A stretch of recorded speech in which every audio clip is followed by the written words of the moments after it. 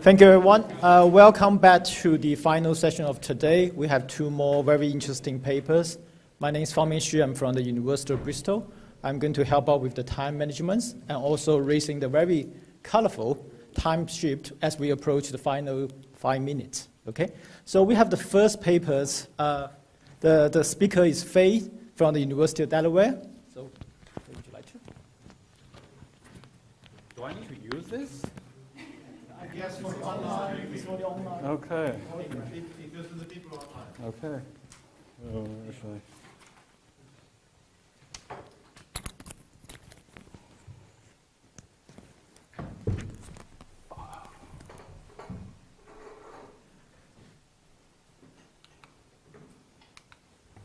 All right. First of all, I'd like to thank the organizers, and Scott and Paulo, for including our paper on this program.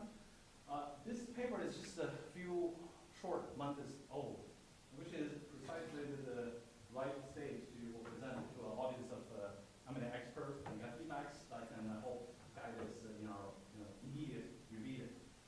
And this is a co-author work with Tong and Yongjun Tang, both from University of Hong Kong.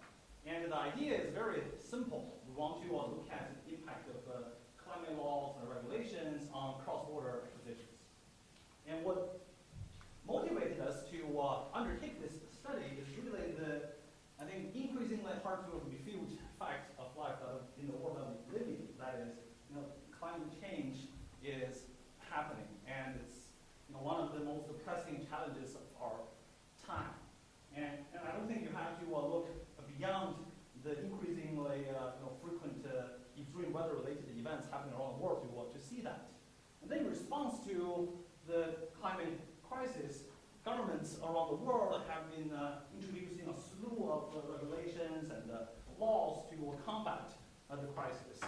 And these policies or regulations are primarily aimed to mitigate and adapt to climate transition. And they also want to protect countries from becoming habits of pollution habits and the likelihood of carbon leakage or regulatory arbitrage. And I think that it's safe to say that more regulations are yet to come, because last year at the COP26 conference, the governments around the world renewed their pledge to do even more to curb global warming and control the temperature rise over the next to 2050. All right? And it's really not a surprise that, based on a recent survey of academics and practitioners and business people, the regulatory risk associated with climate change is considered the top climate-related risk in the next 5 years. So basically, in the near and immediate future that we can look to.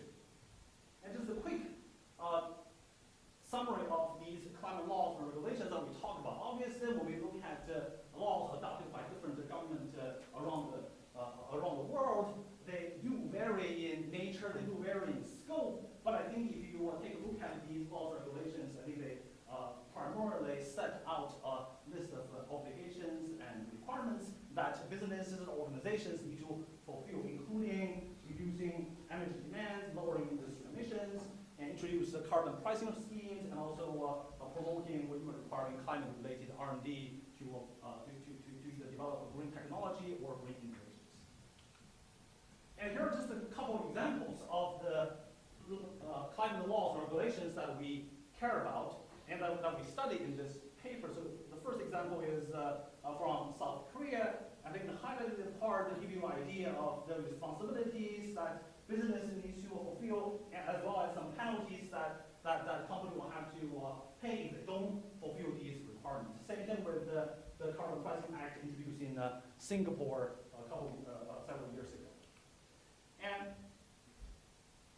given the increasing prevalence and importance of national level climate law regulations, there has been an emerging literature that look at how firms respond to climate policies introduced by their governments, including the locations of their carbon emissions, including R&D expenditure, as well as capital expenditure adopted by firms and other financial policies.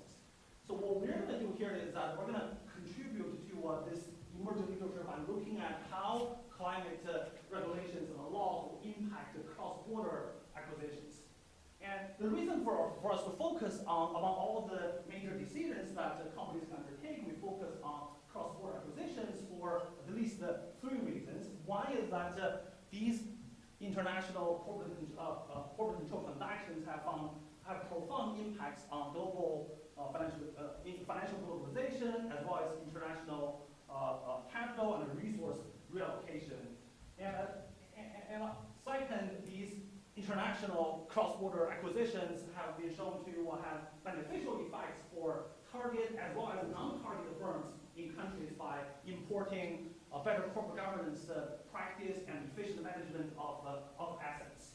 And then to tie this more closely to the climate regulation and policy that we're looking at when deciding which country to go to, which target to pursue in making these cross-border acquisitions, acquirers often have to contend with the target country's institutional features. And I listed several papers here that look at how bank regulations and labor market regulations impact firms' cross-border acquisitions. So that's really make the climate policy and regulations an important element that firms may take into account in making such decisions. And we developed two sets of competing hypotheses regarding the impact of climate laws and regulations on cross-border acquisitions. The first hypothesis is that we conjecture that after a country introduces climate laws or regulations, it's going to make firms in that country to be more difficult to become takeover targets of cross-border acquisitions. Basically, climate law adoptions in the country will reduce what we call inbound cross-border merger acquisitions. And the reason for this, there are at least three channels for this negative effect of climate laws on inbound cross-border acquisitions. But I think the main channel is that by these climate laws or regulations put constraints, introduce friction and costs on what acquirers can do after they take over a target. Either you're talking about expanding capacity or reducing costs or moving assets across the border. The national laws and regulations related to climate change will put constraints on that, basically making firms in those countries less attractive for cross-border acquirers.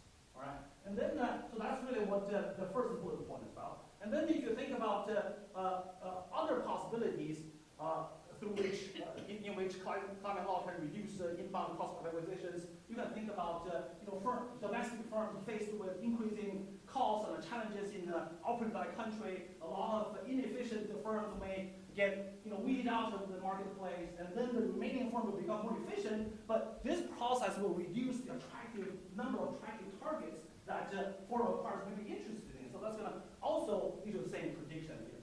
And then some climate law regulations may actually set up or pass to prevent regulatory arbitrage, basically discourage cross-border acquisition attempts that may want to take advantage of lax climate regulations in the target country. And this is essentially plugging that loophole. But at the same time, there's also reason to expect that climate laws may increase the tendency of inbound cross-border acquisitions. I have several channels here. And this is the first one is related to the passage of the climate law regulations actually reduce policy uncertainty. And when it comes to making large, irreversible, or very hard to reverse investments like cross-border acquisitions, firms tend to be encouraged to go along when they know what kind of law regulation they have to deal with, instead of grappling with what could happen, what could take place in a particular country. And then from a long-term standpoint, a target country's law regulations may, regarding climate change, may increase the resiliency of firms in that country to a potential future physical climate risk. And that actually will make these targets more attractive, attracting more foreign acquirers. And then lastly, maybe the introduction of climate laws will create opportunities for foreign acquirers with more advanced technology in terms of developing green technology and green innovation to bring their expertise to the target country to generate value. So you can see here there are arguments on both sides regarding how exactly the climate law regulations impact inbound cross-border acquisitions. And regardless of which side you take, I think there are a couple additional analysis, a couple additional propositions that we can develop. One is that I think certain firms, certain industries, because they're going to be more impacted by these climate law regulations, whatever the impact on cross-border deals is probably going to be more concentrated or more pronounced in those industries. And then the third hypothesis when it comes to is that when it comes to legal enforcement of these laws and regulations, for climate laws to have any effect, they need to be given teeth. They need to be given legal power to do that. So we expect more pronounced effects of climate law and regulations in countries with stronger legal enforcement. So we put these things to tests, and this is a preview of the results that we discover. So on average, what we find is that firms are less likely to acquire targets from a foreign country that has recently adopted climate laws. And we find significant decrease in the incidence, volume, and likelihood of inbound acquisitions. And we also find a slew of very interesting heterogeneities in the effects of climate laws on cross-border acquisitions. In particular, we find that when targeted firms are in industries that are most exposed to climate regulations, the results are stronger, as well as for targeted countries with stronger legal enforcement, and the period with when the public, when decision makers are more aware of climate issues. And we also find that not all acquirers, not all foreign acquirers react the same way to targeted countries adopting climate laws and regulations. For acquirers that come from countries that have high concern for climate risk, or for acquirers that come from countries that recently experienced climate disasters, they actually don't shy away from going after targets in countries that recently passed climate laws, because of their recent experience or because of the social attitude, they consider any regulatory cost or burden associated with climate laws or regulations as necessary evil, so to speak, they were necessary expenses for business to incur.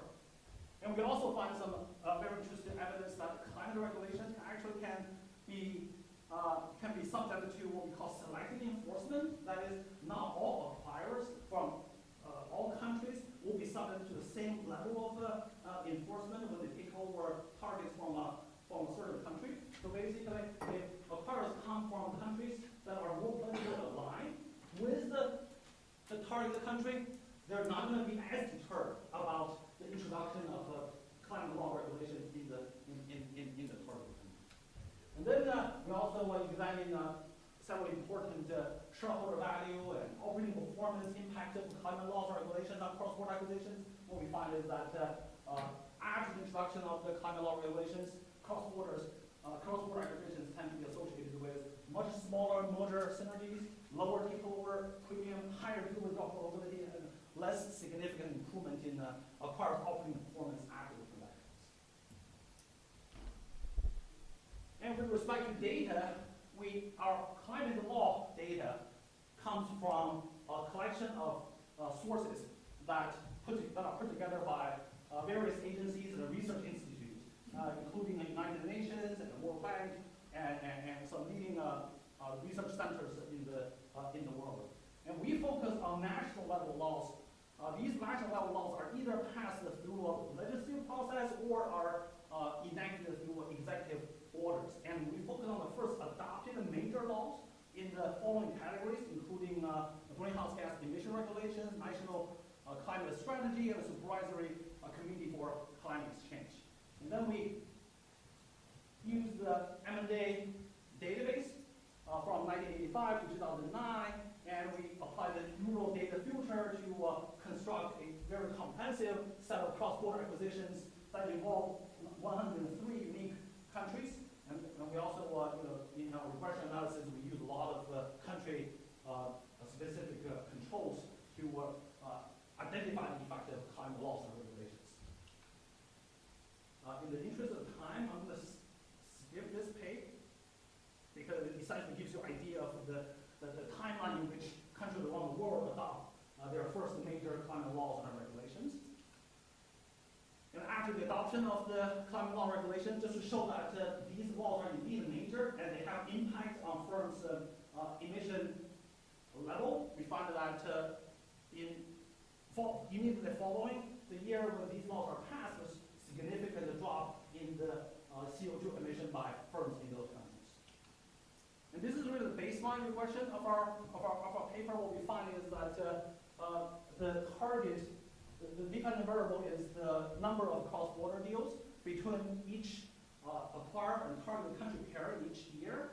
And the key dependent variable is the climate law regulation in the targeted country. What we find is that in targeted countries that have passed climate law regulations, the cross-border acquisition in terms of numbers are significantly lower.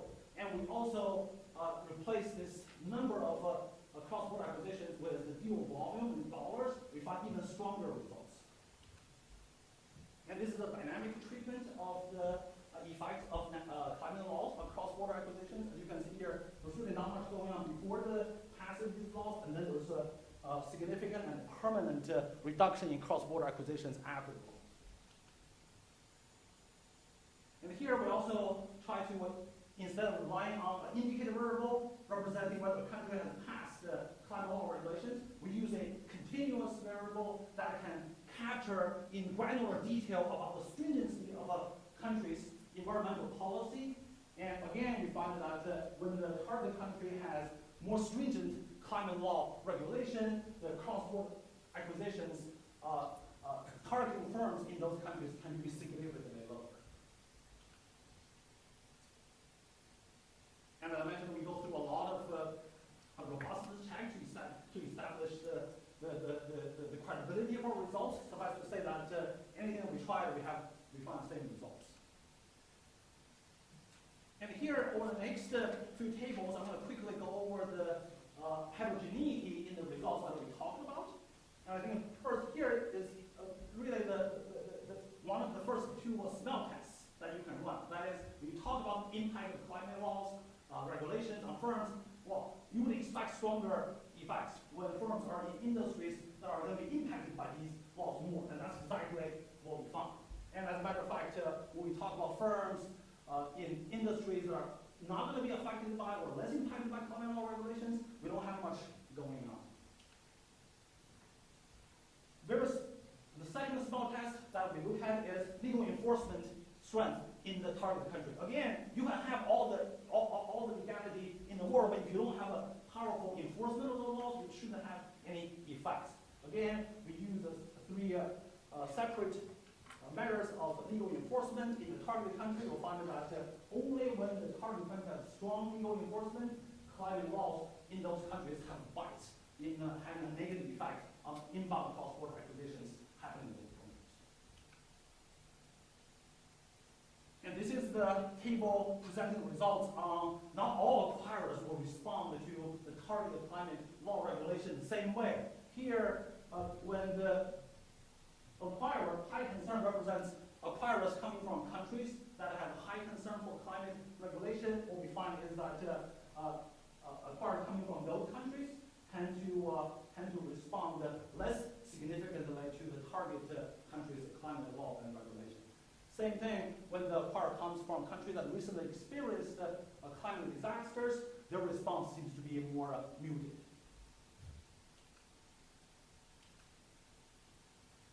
Paper is about the results of the political affinity between the target and acquirer countries. The idea here is that acquirers come from countries that are more politically aligned with the target country's regulation may not be enforced on these firms as strongly as they would otherwise, and therefore they should they probably wouldn't react as strongly to the climate law regulations in making cross-border acquisitions in those countries, and that's exactly what we find.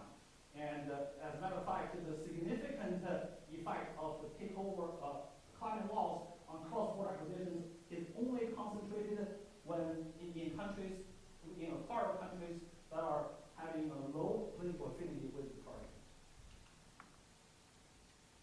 And this table I want to take maybe 20 seconds to explain.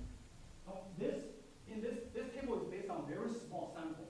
Well, this small sample is constructed, with a deals that were announced before the target countries passed the takeover law, and then consolidated or withdrawn after the introduction of climate law in those countries. What we find here is that the introduction of climate law in the target countries significantly increased the probability of these previously announced deals being cancelled, being withdrawn. So that's again consistent with the additional frictions and costs and constraints that's imposed on the value creation process of the cross-border acquisitions. Basically, chilling the appetite of the foreign acquirers to complete these deals. And not surprisingly, consistent with the higher withdrawal probability, we find merger synergies to be significantly lower after the passage of climate laws in the target country, and takeover premium, same, and operating performance improvement experienced by the acquirer, very similar results. To just quickly conclude, what we find is that the passage of climate regulations in the country has a significant chilling effect on cross-border acquisition targeting firms in those countries. And the main channel that we document is that these climate laws impose a significant restriction and cost on the value creation process of these deals. And the implication that we want to draw from this is that regulators need to think a little more carefully about the implementation and design of these climate regulation laws, so that they don't have nearly as much negative impact on these valuable cross-border transactions. So thank you so much.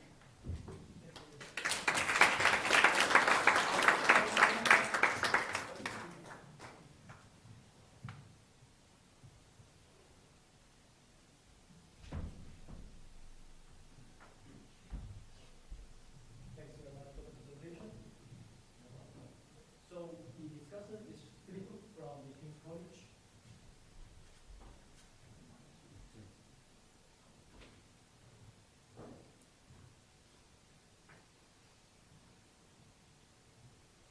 So thanks a lot for giving me the opportunity to present to this discussion. I enjoyed reading it. I think it's a very nice paper, and I learned a lot from reading. And so let me just recap what Fei discussed. So the motivation is that we have governments that want to curb climate change, so they adopt climate change laws.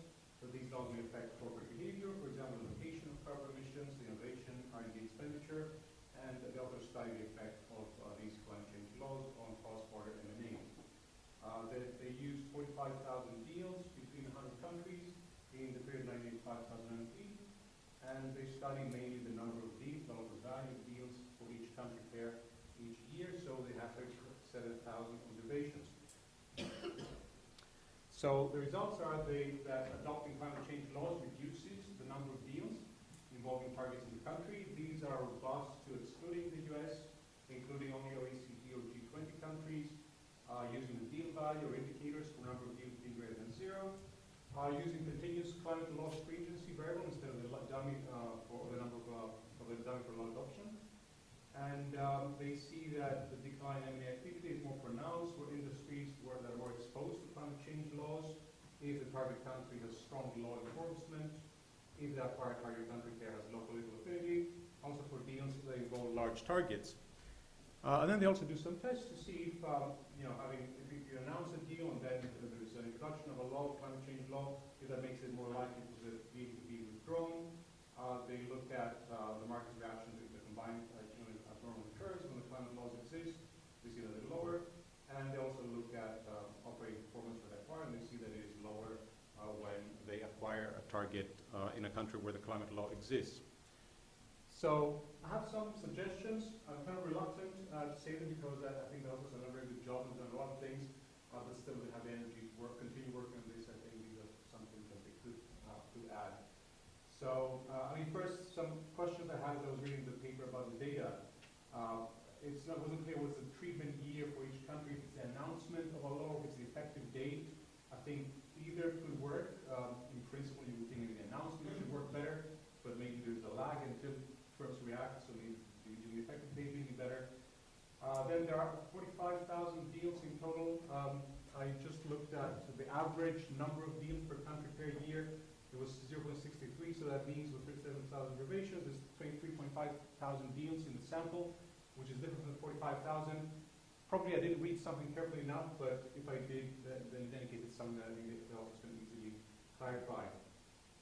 Then on table 14, the effect of an acquired ROA has 3.5 thousand observations, which is much less than 45,000 deals.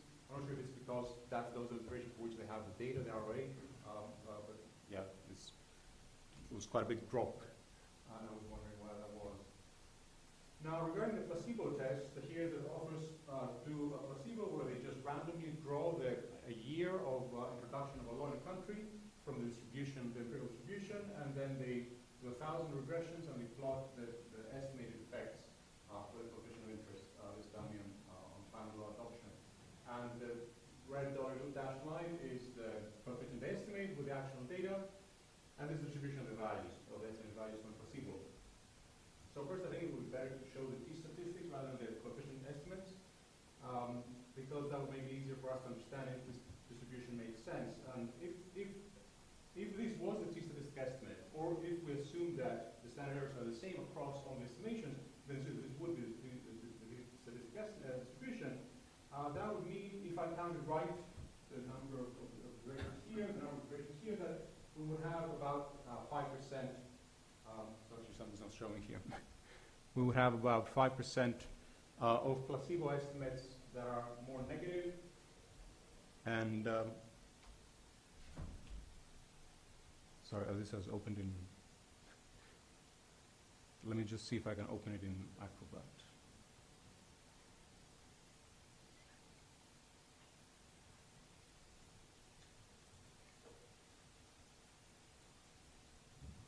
In any case, so one of the things that about 5% of placebo estimates have more negative values than the actual estimate, and about 10% are more extreme, which, given that the estimated t-statistic for the estimate is 2.19 to 2.49, we should in principle expect only 1.25 to up to 2.5 to be to the left of the red dashed line. So this could indicate that maybe the size of the test is not what it's supposed to be. But in any case, certainly if we had the t-statistic distribution, we would know for sure. Then the authors do this kind of, I guess, interpreted as a sanity check for the dates, the years of the law adoptions, and they see if carbon emissions are reduced after the adoption of the law, and they show that they show this graph basically, which they interpret as saying that yes, it looks like quickly after the adoption of the law, the carbon emissions, the CO2 emissions drop. There's two issues with this. These are 90% confidence intervals. If you had a 95% one, they would be wider. They would be, you see that this is, I would think marginally statistically significant at the 5% level. But another thing is, I noticed that these are clustered just at the country pair level, not at the year level, as is the case for most of their estimations. So I think that should be added here. And the other thing is that this effect of greater than +3, so basically there's no year right after the introduction of the law where there's a negative effect on carbon, on CO2 emissions.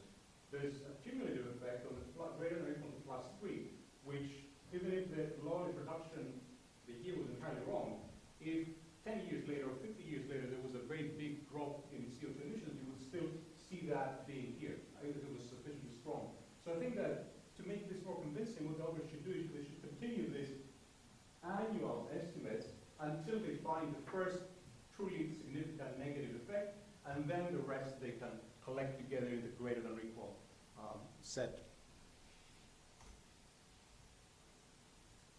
Then for the baseline specification, the authors use this, their dependent variable is the log of 1 plus the number of deals, which is very difficult to interpret because you have this 1 plus, and the obvious thing would be maybe to use a Poisson model, and this is particularly problematic in this case because the vast majority of observations have a dependent variable equal to 0, which is being changed to 1. So what is the interpretation of these coefficient estimates? It's not necessarily just that if you see a 2%, that it's 2% increase, because it's not log of deals, it's log of 1 plus deals.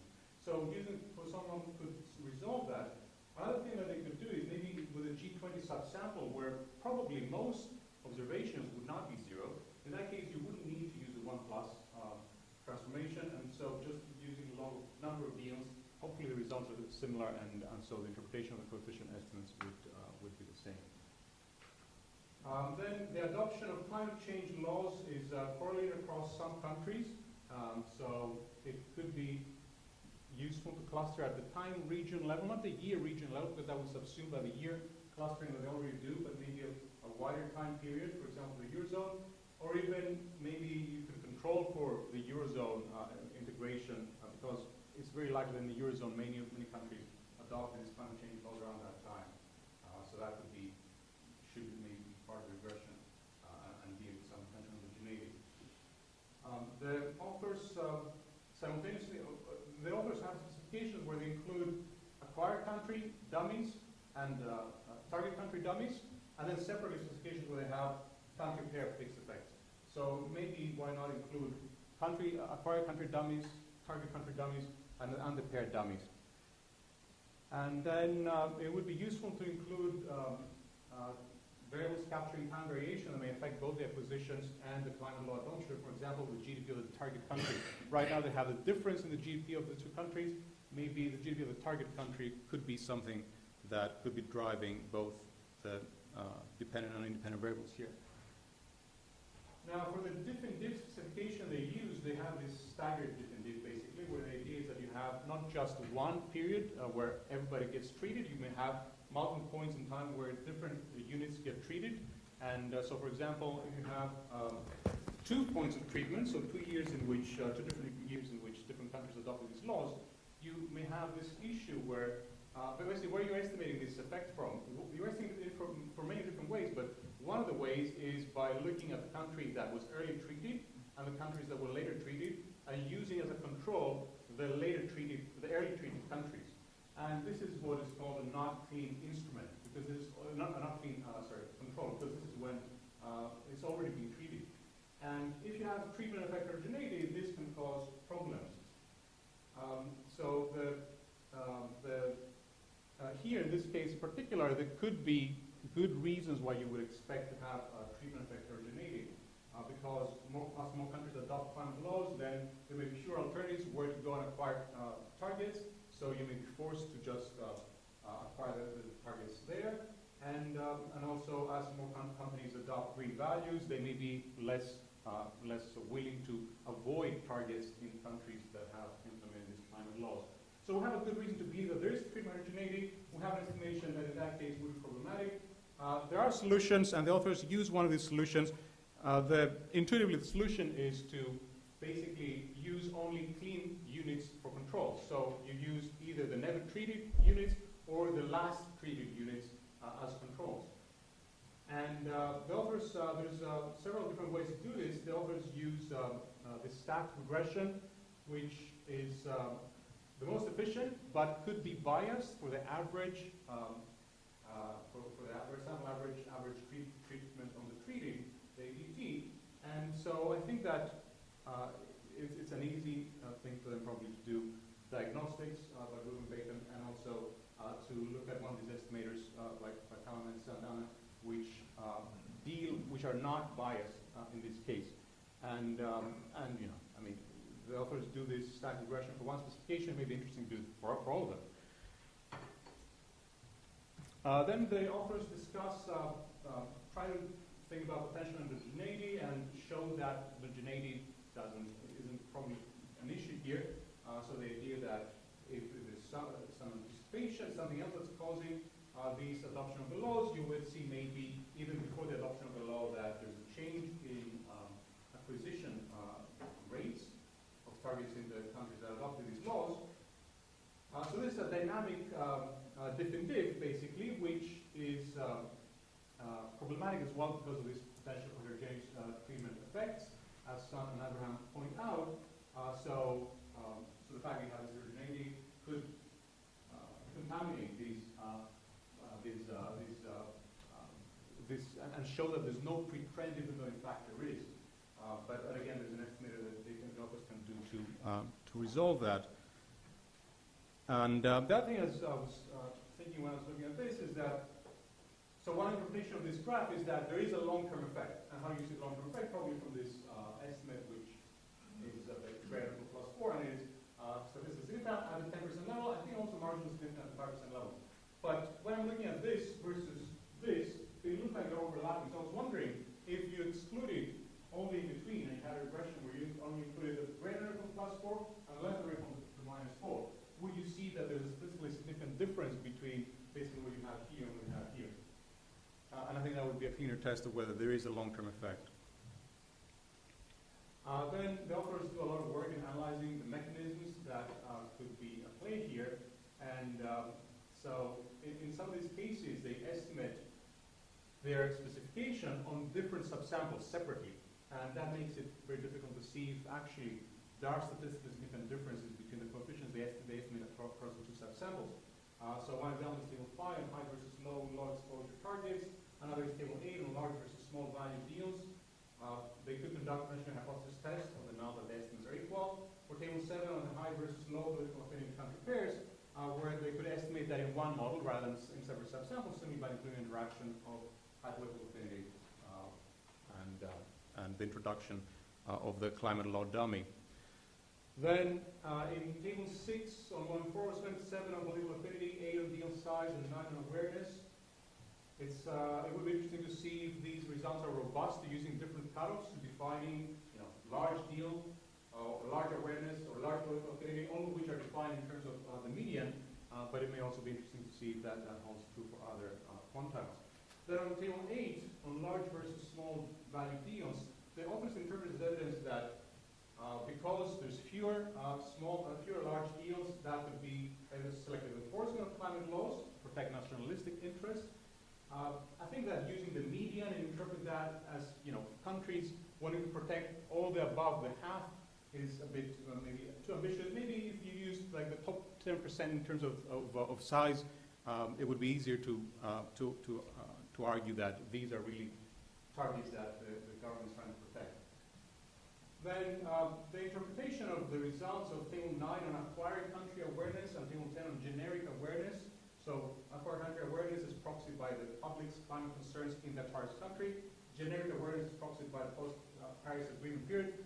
The results are completely opposite in these two tables, and it seems that both are talking about awareness, and so it seems that they're kind of contradictory. Maybe you could combine these in one table and show that when you're accounting for acquired awareness and general awareness, you still get the same results. Then I'll finish in probably 1 minute.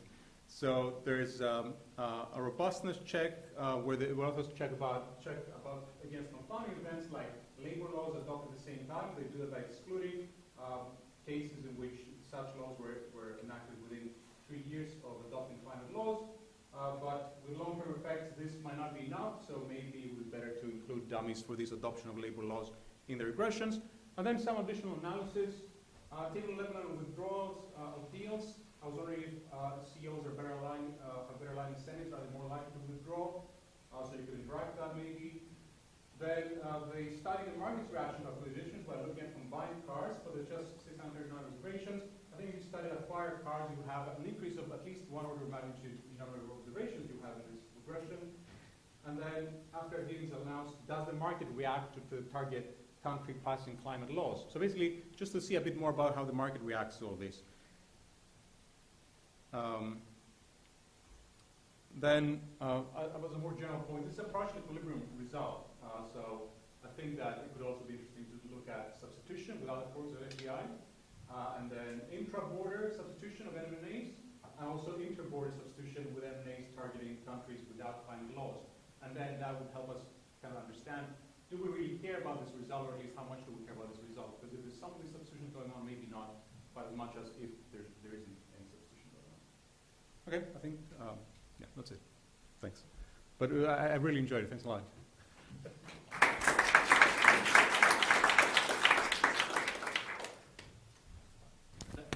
Thank you so much, Filippos, for extremely detailed discussion.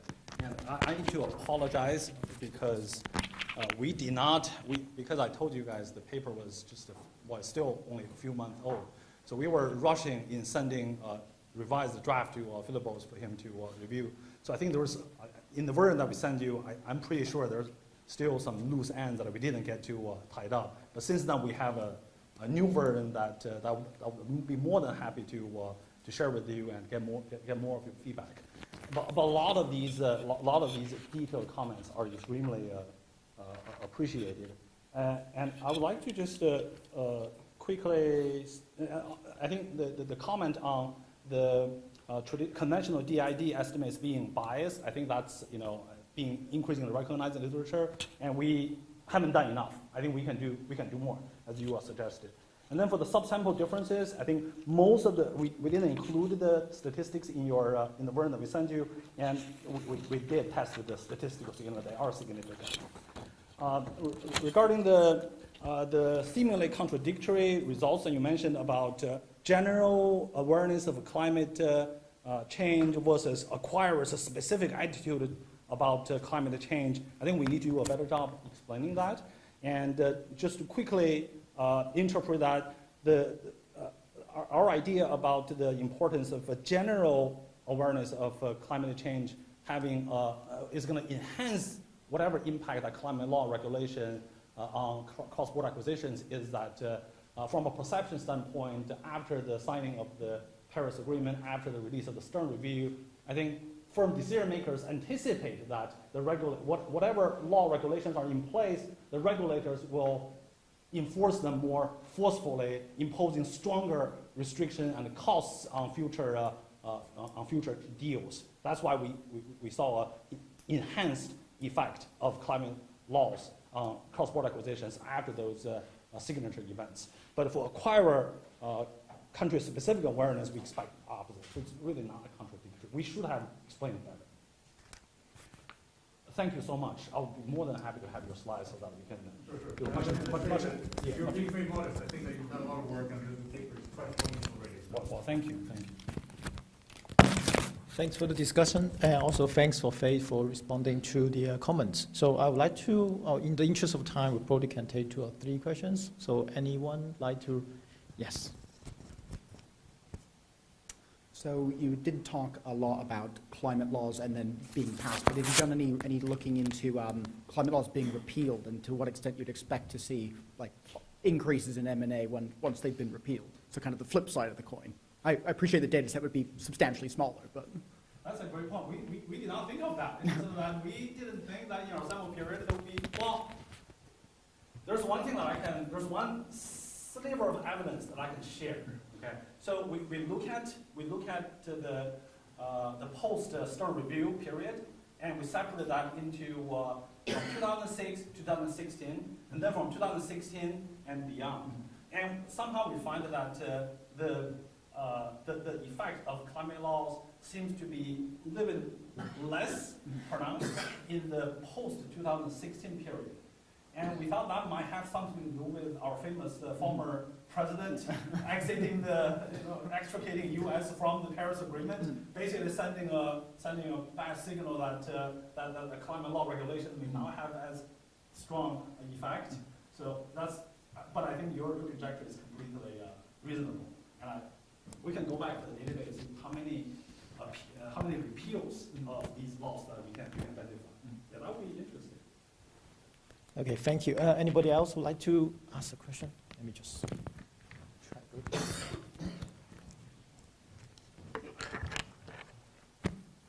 Just a couple of thoughts, Fei.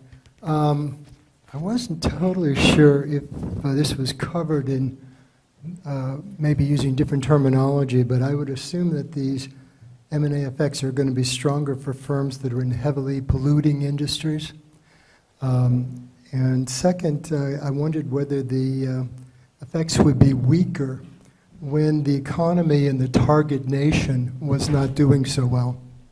Yeah, great point. And we did, in one of the heterogeneity tests, we did find that the chilling effects of the climate law regulations on cross-border acquisitions tend to be concentrated in industries that tend to be the dirty firms. For example, the fossil fuel industry, the mining, heavy manufacturing industries, and utilities. And then in one of the this is the problem of trying to come up with a burden for the conference. In one of the tests that we run but we didn't report, we did control for targeted country GDP that Filippos correctly pointed out, because I think that could be related to both the level of climate regulations in the target country as well as cross-border transactions happening against firms in those countries. We did control for that, and it was also. Just one last question.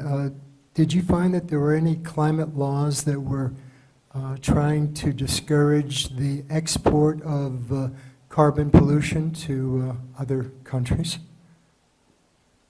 We can take a, no, we did not look into that, but that's a good point. We can take a look at that. Yeah. Thank you. Okay, we still have time for one more questions, maybe. Anybody else would like to ask? Okay, yes.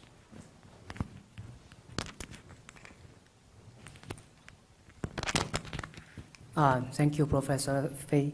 I learned a lot from your presentation. I have one minor problem about your country-level control variables. I don't know what's your measure of investment environment. If it's a bilateral investment treaty, I think it's good. If not, I will suggest to use bilateral investment treaty. Based on my knowledge, there are some items related to environmental protection in this bilateral investment treaty, and I think it could be used as the similar law of political affinity. Yeah, thank you. Thank you so much. I think Jarrad's paper showed that bilateral treaty between countries can definitely have impact on cross-border transactions, and we can control for that. We just haven't got around to do that. We talked about that, but I don't know why we didn't do that yet. Probably because we didn't have enough time. But thank you so much.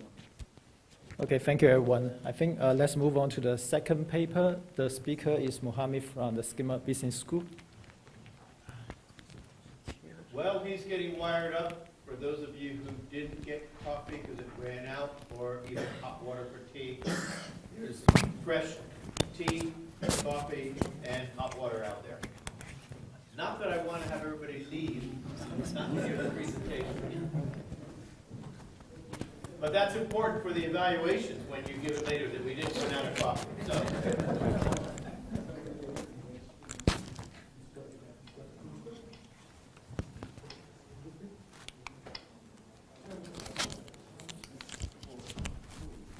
Okay, great, thanks. Thank you for putting this paper on the program. The title of the paper is The Innovation Arms Race. It's a joint work with Eric Bodt, who was here this morning. So unfortunately, he had to leave to catch up the train for Brussels, and Jarrad, who is present here.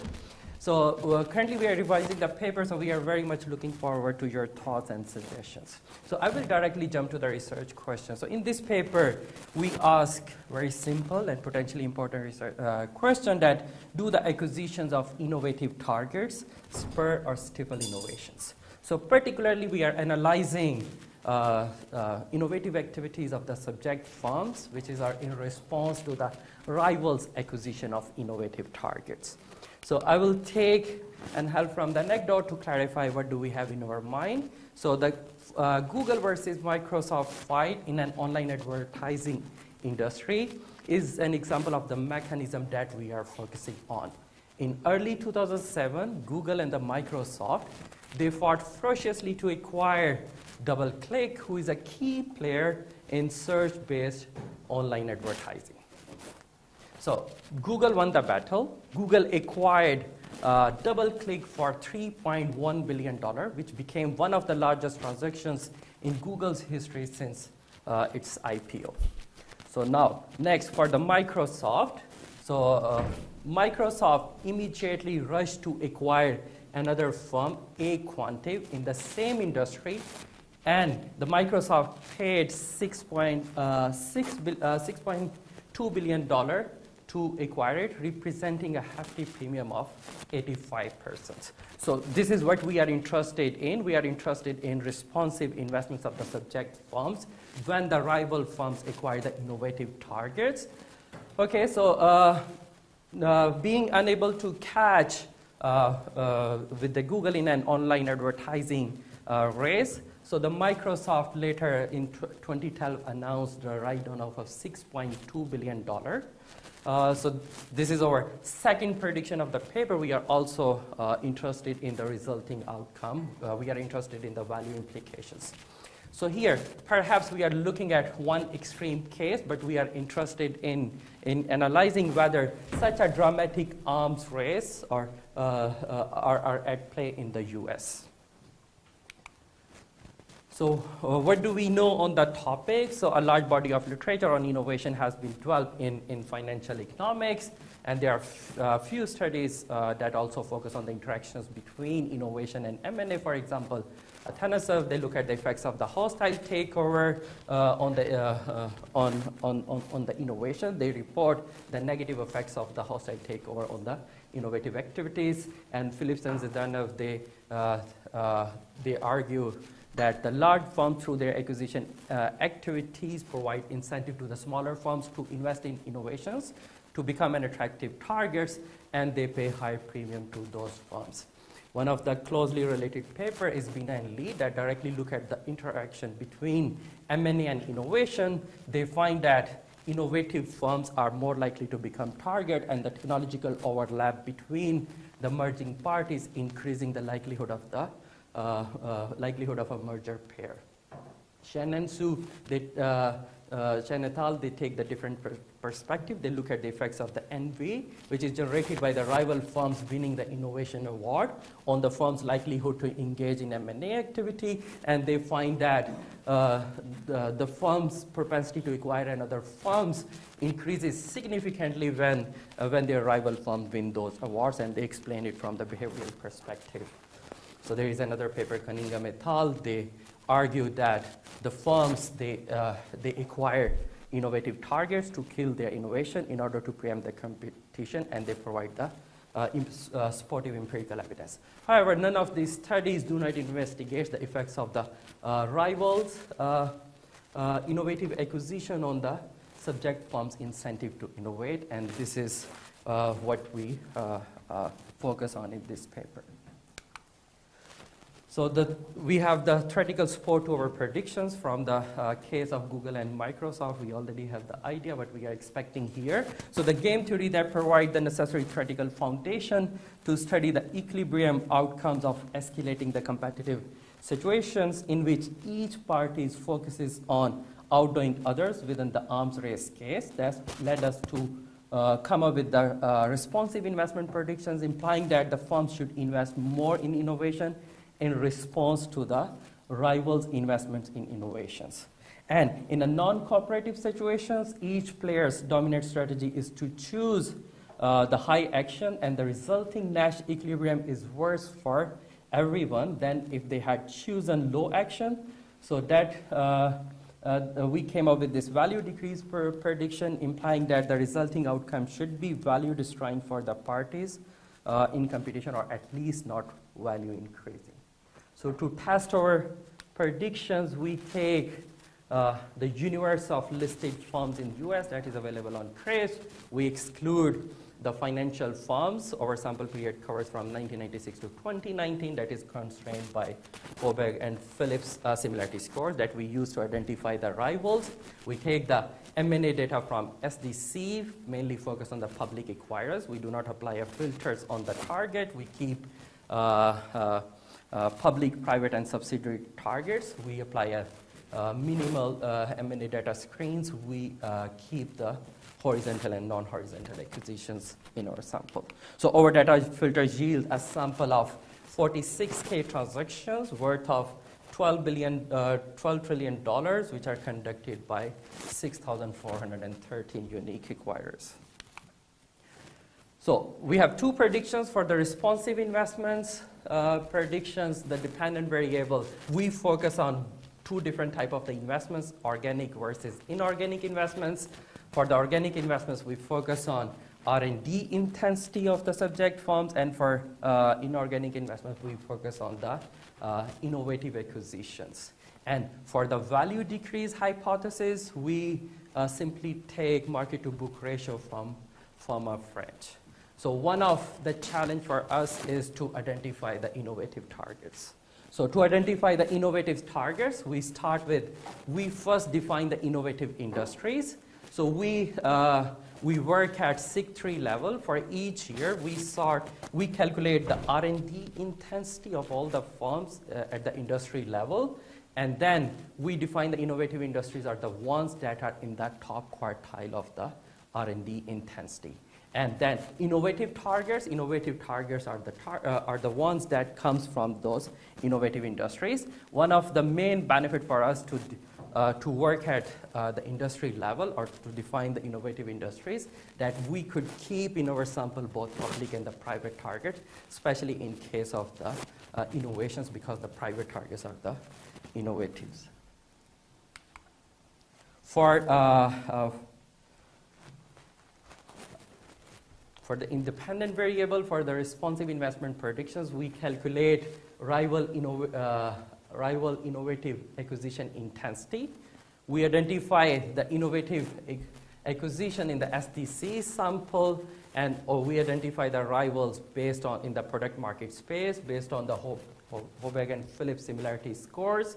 We calculate the number of acquisitions by the rival in a given year and the number of innovative acquisition by the rivals in the same year, and we calculate the ratios, which is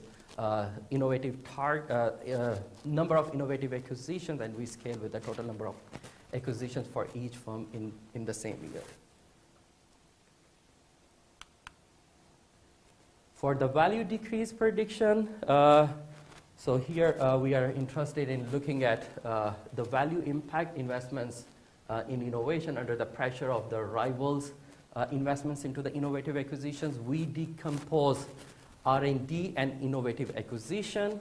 So first we calculate the historical R&D and historical innovative acquisition averages, and we calculate the excess R&D and excess innovative acquisitions. And we interact excess R&D and historical R&D, and both for innovative acquisitions with our RICI, with our variable of interest. So we are interested in excess R&D and excess investments in the innovative acquisitions, which is the response of the subject firms to the rivals' acquisition of the innovative target, which is so excess R&D and excess innovative acquisition, which is simply the difference between the current year's R&D and the historical R&D, and same for the innovative acquisitions. So for the responsive investment predictions, so these are, we calculate two equations, because one for R&D and one for innovative acquisitions. Both are mutually exclusive. They are not mutually exclusive. The firms do both at the same time. So for R&D equations, our variable of interest is RICI.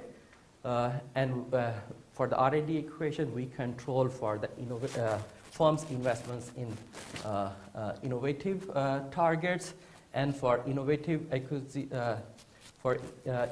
acquisition equation, we control for the firm's R&D. So under the arms race hypothesis, we expect that the gamma to be positive. And for the value decrease predictions, the variable of interest, we interact excess R&D and excess investments in innovative acquisition with RICI variable, and this is our variable of interest. Under the arms race hypothesis, we expect this to tau to be negative. So what do we find? So we find this empirical support for the arms race predictions that RICI is positively and significantly related with R&D intensity and innovative acquisition. And they are also robust when we control for innovative acquisition and R&D intensity respectively. And excess investment into R&D is negatively and significantly related to the firm valuations. So the firm's investments in innovation in response to the rivals' acquisition of innovative targets destroy the firm value. And the economic impact is also sizable. For example, for the responsive investments, have one standard deviation increase in RICI increases the R&D by 4.3% and innovative acquisitions by almost 50% with respect to their unconditional averages. So the subject firm's response to the innovative to the rival's acquisition of innovative targets depends on the firm's position in the in an industry. For example, on one hand, the Schumpeter argues that the competition puts the financial pressure on the firms, on the subject firms, and it erodes the future innovation trends. So the firms, resultantly, the firms leads towards the cost-cutting strategy, especially they reduce their investments in innovation. And this argument mainly relevant for the weak industry participants that we call in our setting the laggard firms. On the other hand, Arrows argues that in response to the increase in the competition, the firms should invest more in innovation to restore their quasi-monopoly rights.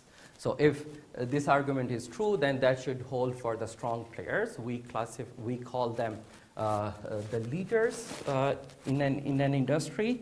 And in one of the recent contributions, Agnew et al., they report, they provide that there is a inverted U-shaped relationship between the competition and innovation.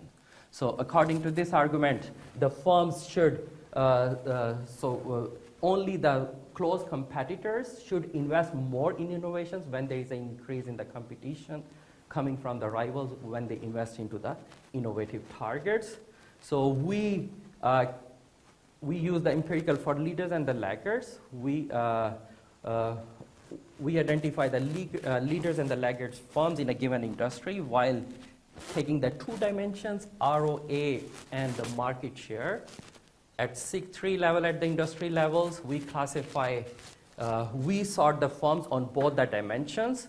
Leader firms are the ones that are in the highest quartile on both the dimensions, and the laggard firms are the ones that are on the lowest quartile of both the firms. And then to test these predictions, we are working on the close competitors, so-called neck-to-neck firms. We identify the neck-to-neck firms, which are in the highest quartile of the three closest rivals. So what we do here, we interact the leaders and the laggards with our variable of interest. Both leaders and the laggards, they increase their investments in innovations. So the laggard firm, they invest more in R&D, and the leader firm, they invest more in innovative acquisitions.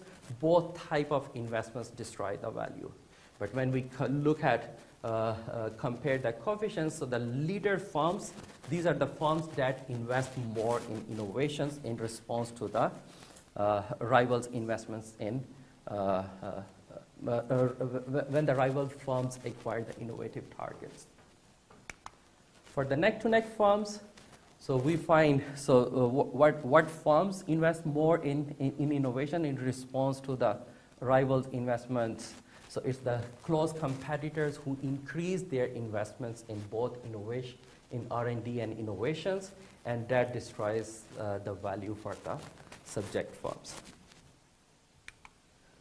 For the standard problem, we also, our econometric specification also have this problem of the endogeneity. So far we include the firm fixed effects, year fixed effects. We include set of time varying control variables, but still there could be concerns about the potential endogenous omitted variables. We adopt an IV approach to test the robustness of the responsive investment predictions. So we are implying the statewide R&D tax credits. So there is a target implementation of U.S. federal R&D tax credits in 32 states that has already been used in the literature. So we use the Hall and Jorgensen's user cost of R&D. So we use the R&D user cost to predict the tax-induced R&D of the rival firms. So what do we find? So here, this is the tax-induced R&D of the rival firms that decreases the probability of the rival firms to purchase the innovative targets, and we find the robust results. Our results pass this sensitivity, pass this IV test. We do a bunch of robustness tests. We focus on change of control transactions, focus on acquisitions of only the public targets. Currently, we keep both public and the private. Our results are mainly driven by high-tech and healthcare industry. We do not find any evidence for the loss of innovation efficiency, so the results are conformed to the extensive margins. We include the firms that are not subject to the rival pressures, and results are also confirmed when we calculate our RICI variable based on the value of the acquisitions. So in a nutshell, the innovation arms race hypothesis predicts the responsive investments of the increase in the responsive investments of the subject firms when the rival firms invest in innovations, and resultantly the outcome is the value decrease for the subject firms. So our empirical results are consistent with these predictions. The value decrease predictions signals a transfer of rents to the customers, and regulatory authorities should not worry too much about the innovation incentive side effects of the M&As, generally speaking, but there is a within industry heterogeneity in firms' response to the rival pressure, and therefore each case remains specific. Thank you.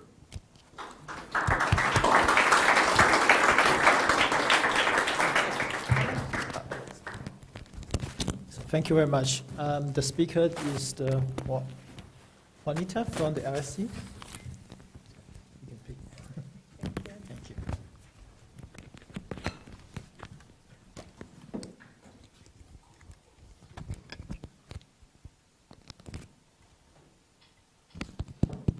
Can you hear me? Yeah? Is this working?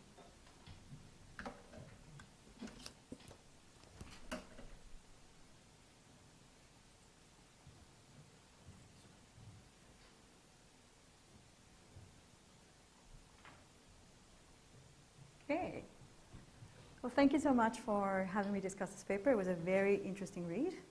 So let me just go into it. I will start with a very broad story of what this paper is about, and then I'll go into my comments. Okay? Okay, so what is this paper about? So this paper explores how firms change their innovations when rivals acquire innovative targets. And if we take results at face value, I think the main result here is that firms increase their innovation investment, and they do this both internally through R&D, but also externally through the acquisition of innovative targets. Now, the other result here, which is interesting, is that as they do that, the market value of the company decreases. So what the authors propose is that these results are consistent with the so-called innovation arms race, where what firms are doing are competing for market share by innovating, thus somewhat paradoxically leading to a rent transfer to consumers from their purchases of innovative targets. Now, overall, a very interesting read. I am mostly in innovation. I don't do much research on mergers and acquisitions, so I learned a lot. I think it's a timely and important topic, as the author was describing at the end. There are regulatory concerns that these papers speaks to. Now, my main comments are going to be the following. I'm going to talk a little bit about measurement. This paper has a ton of decisions to make about how to measure things, and so there's some questions that arise. I'm going to talk a little bit about econometrics, and I do think that this is mostly about the way it's written and questions that I have rather than a problem of actual implementation, but I'll come back to this. Then I'm going to spend most of my time on interpretation, and I've polished a little bit my interpretation through discussions with the authors, so I'm going to give it a try on the go. And finally, a little bit on grading, but that's it. Okay, so measurement. So great job at constructing empirical counterparts for many theoretical variables behind kind of like the arms race hypotheses. There are, of course, multiple decisions that are taken along the way. And what this raises is questions about, this is the old version of the slides. It was not about robustness, but rather about how general the results can be. And so naturally, no proxy is perfect. So what I really suggest to authors do is provide more guidance on how to think about the things we may be missing. So let me give you an example. So for example, rivals are based on Hubbard and Phillips similarity scores, which is basically a measure based on firms' 10K product descriptions. And the more similar those descriptions are, the more likely these firms are to be rivals. That's the idea. Now, this is only available for public firms, by definition. And so one thing we could be missing are rivals that are private. Now, of course, the others are not going to be able to get to this, right? So no proxy is perfect, et cetera. But what are we missing? How much do we care about how privates, how much they innovate and how firms can react to that? So again, my comment here is more about providing guidance to the reader rather than doing much about this. Now, second decision to be made here are the actions that companies take. The actions here are restricted to innovative acquisitions and also R&D. But firms can also participate in alliances, they can buy patents, they can make corporate venture capital investments, and we're very narrowly looking at one specific things that companies can do, which is make these innovative acquisitions. So how much are we missing? Is there a way for the reader to get a sense of that? And finally, innovative targets are firms in 3-digit SIC industries that are in the top quartile of R&D intensity. But of course, there's heterogeneity within firms. And there's an interesting, very interesting analysis that authors do in the second part of the paper, where they describe what they're the industry leaders and the industry laggards. And I wonder whether there's more that could be done along those dimensions, but for the targets. And the list goes on. So I think my point here is more about, in the part when you describe measurement, rather than only describing what you do, also have a commentary on what are the potential things that we're missing and how that impacts the way that we interpret results. So that's my first comment, which is on measurement. Second comment, it's a group of comments based on econometrics. And so I understand the spirit of the exercises. They're very intuitive and very nicely described. But what I have is several questions about implementation. To give you one example.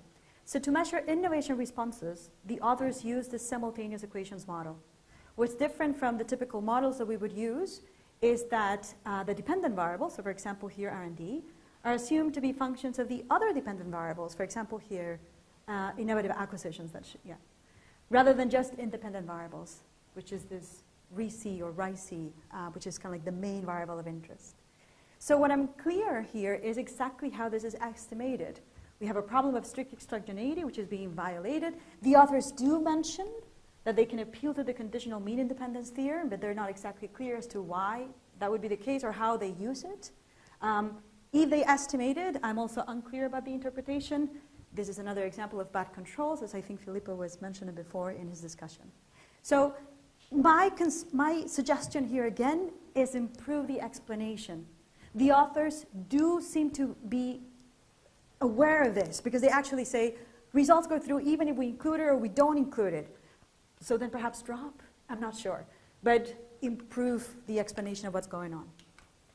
Something similar happens in other types of regressions, where the coefficient of interest is really an interaction, but as far as I can see, and I may be interpreting this incorrectly, one of the components of the interactions is not included as one of the regressors on its own. It is possible that this is somehow absorbed. I didn't see how that could be the case. So again, this is about just explaining a bit more how these exercises are performed. Okay, now, of course, the slide of identification, and the authors do have a strategy to go after this, and I think is very clever. So to identify the causal effects, what they want to do is they exploit changes in R&D tax credits as an instrument for out-of-state rivals' innovative acquisitions. And here, to be clear, the concern is that even if we observe firms acting in a particular way, when rivals go after innovative acquisitions, we don't know whether this is a causal effect or whether this is somehow like occurring simultaneously. There's like some endogenous factor that is explaining both of these types of actions. So to address that concern, they go after this. But my main suggestion here is, before jumping to the IV, how about take one step back and tell me more about the difference between the rivals that are local and the rivals that are out of state, because the out of state ones are the ones that are moved by this R&D kind of instrument. And there's no discussion about that. And that, I think, is a missed opportunity. Because this whole paper is about competition in product space, but we know that geography is also crucial. So actually, I would like to know more. Do firms respond more to acquisitions by rivals that are local to them? Do they respond less? There's like a missed opportunity to say so much more of the interesting that you've got. In terms of implementation, we spoke about this in the break. I was unclear about exactly how it was implemented because there was like another layer of using information. It's not here, so this is the wrong set of lines, from another paper. But the authors explained that what's going on here is that that gives them very interesting variation in the intensity of treatment. And I'm all the way for it. I love intensity of treatment, so that, which is way more. Okay, interpretation. Again, this is not the perfect set of slides. But let me talk about interpretation, because this is what we discussed in the break for a long time, and I think it's a very interesting part of the paper. So what the authors really want to nail is the innovation arms race hypothesis. And to do that, they have two sets of results. So first they show that as a firm, as the rivals of a firm invest in innovative acquisitions, what the firm does is invest in innovative acquisitions as well. But on top of that, they show that the value of the firm decreases. And they're interpreting this as evidence of potential rent dissipation from the firm to consumers. Now, my reaction to that is the following. I think there are other interpretations of that result. So one first interpretation of the decrease in value is that the firm is left with a bad target. And what we observe in the decrease in the value is a reflection of that rather than this dissipation of rents to consumers. So think about rivals. They're going for the best targets out there that are innovative. The firm reacts. What is the firm buying? In the rush to do something, they just buy whichever innovative target they can get and may not be the best. And that's why the value of the firm increases. Now, another interpretation of that result instead is that the firms, again, in the rush to something, are paying a high premium. And so the decrease in the value of the company is not so much rent dissipation to consumers, but rather a reflection of the higher premium that's being paid. Now, finally, another interpretation is that the market has no clue about how to value innovations. And this decrease in the value of the firm is just mismeasure of innovation, which we know exists. We have several papers that have shown how the market is not so great at valuing the innovation that firms pursue. So there are many ways to try and tease apart those explanations. Let me give you some. So to strengthen the idea that this is dissipation of rents to consumers, one thing that the authors could do is split the data across firms based on profitability. Presumably the dissipation is meant to be stronger for firms that have rents to give away to consumers to begin with. To go after ruling out or ruling in the idea of the bad targets, one thing that the firms could do is compare the targets of the firms and the targets of the rivals along a bunch of characteristics, and they have very correlated behavior to this. Now, to look at the premia, we discussed this already. You can just go and look at premia. Are rivals paying less of a premia than the firms? That's something you can do. And finally, to go about after the mismeasurement, one thing you can do is classify industries based on the opacity of the innovation that these industries have, and that's a measure of how well the market is at actually measuring the value of these targets. But those are suggestions. Perhaps there's more things you could do just to polish and go after that result, and ignore this. Writing, I think the language needs to be more careful before you get to the part of the causality, because you talk about causal effects before you actually get to the ideal results, and that makes the job of the referee very easy. So make it harder. So to conclude, very interesting read. Thank you so much for having me. I loved it. Timely and important topic, main comments, different dimensions, but good luck. Oh, thank you.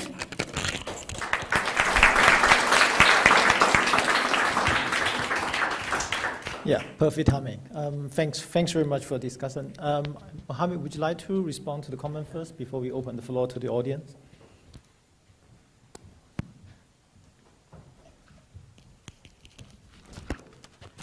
Yeah, thank you very much for this detailed and very thoughtful feedback. All of your comments are very well taken.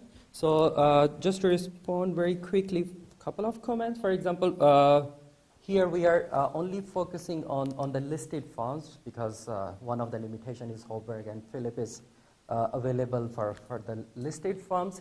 Yes, we could work also. Then we have to redefine the industries at the SIG3 level. That could allow us to include the private targets as well.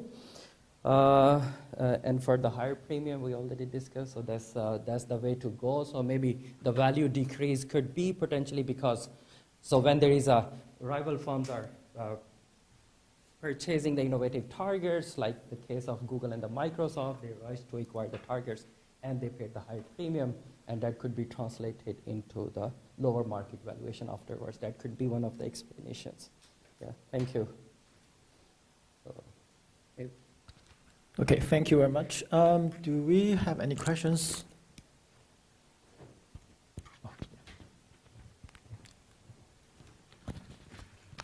So just a minor comment. Let's be a little bit careful because you're not really showing a value decrease, and maybe you can show that more directly. You're showing a decrease in the market-to-book ratio, or Q, right? And any sort of standard will options model would predict that when you make innovative investments, or when you exercise your growth options, to put it a little bit more succinctly, when you exercise your growth options, Q is going to go down, the market-to-book ratio is going to go down. I believe you're right in your interpretation, but at least theoretically it's possible that they're doing everything right, positive NPV investments, no rents are being dissipated. It just so happens that while marginal Q is going towards 1, while you're doing everything right, God knows what happens to average Q, but it's probably going down as well. Right? So at least in theory, it would be consistent with nothing bad happening at all. So maybe just kind of think a little bit hard about whether you can directly show that those acquisitions are actually kind of bad for shareholders. Okay, perfect. Thank you. And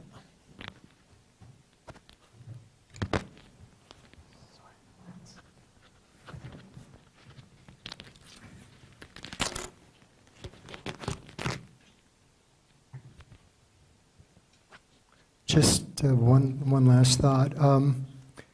It seems like the benefits of innovation are not fully captured in the current analysis, the way at least I understand it.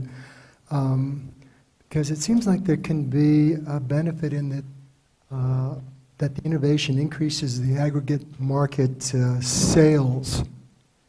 And then if that's shared between the rivals to some degree, then there's a somewhat offsetting benefit that you could be getting. So in other words, it could be interesting to see what happens if you break the sample into situations where the markets are growing very quickly versus not so quickly. Yeah, thank you. That's also a very interesting suggestion. We could look at that. We don't do it for now.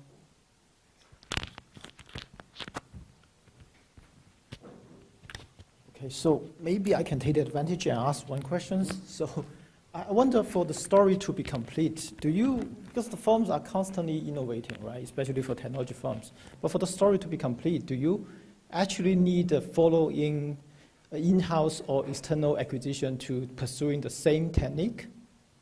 And also, if, like, say, it is an option, can the firm actually pursue so just like hiring the key persons in the target company rather than just to buy another peer company? Yeah, that could be also a possibility, but I'm not sure that we have so far this data to observe it. But yeah, if we could have the data, that would be very, very useful.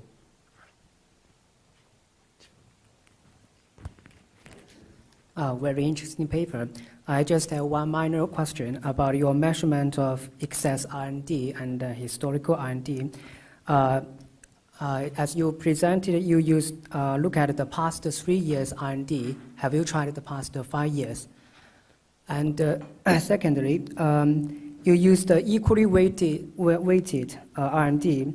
I remember there's a RFS paper stating that the R&D can show a discounted effect, which means the R&D in year T-5 can be less valuable to year T or T-1. So they use a discounted rate 20% and look at the 5 past years. I think you can try another measure of R&D. Thank you. Okay. Yeah. No. I think we did not do it. We did not try looking at the different windows to measure the historical R&D, but we could do it easily. Yeah, we could also check while instead of focusing on the R&D intensity, while looking at the stock of R&D. So where we could look at the depreciation of R&D over a period of time. Yeah. Okay, thank you. Do we have any more questions? Okay. If there are no more takers, and I guess I can report happily to the conference chairs committee that we finished ahead of schedule. Before I pass it to Ant, I would just kindly ask everyone to join me to thank the speakers and the discussants for their excellent talk.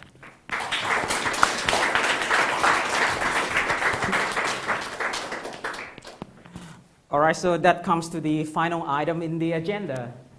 So Scott is in the program. I have half an hour for the closing remark. So Jarrad was asking me, what am I going to talk in half an hour? I can present my paper, but probably you all want to get out of here. So it's been a long day, but very interesting. I would like to thank the presenters for presenting us with very interesting new research, for the chairs to learn how to use the iPad timing app, keeping the time and doing a marathon around the room. All right, and for the discussion for phenomenal talk here. And you probably don't know how happy I was when I get a reply from the discussion invitation saying yes, because I know that the authors and I really appreciate your time and effort. So a very big thank to you. I think the call for paper for next year is going to come out at the end of this year, probably a bit early than before. And I would like to thank Priscilla, especially for making the conference possible.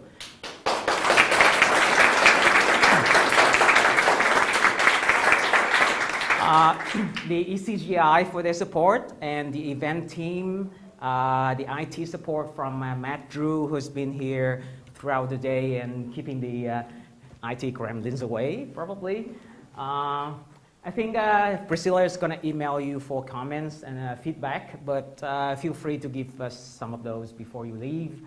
I think in the end, I wish you all safe travels home, but for now we have a reception outside with wine, and for us, we have a dinner on the 3rd floor at 6 for conference chair, discussion, and the presenters. All right, so thanks again for everyone for your contributions.